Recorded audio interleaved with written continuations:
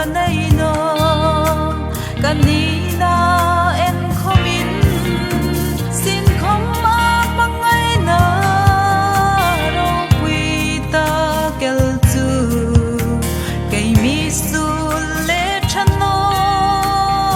hi amin na o kalom nge avaro pui nge ama ngai na ro pui ka chang el hi zayin noi pe ka ti ama ngai na ro pui ka rol nei po po hin in pa pe ka ti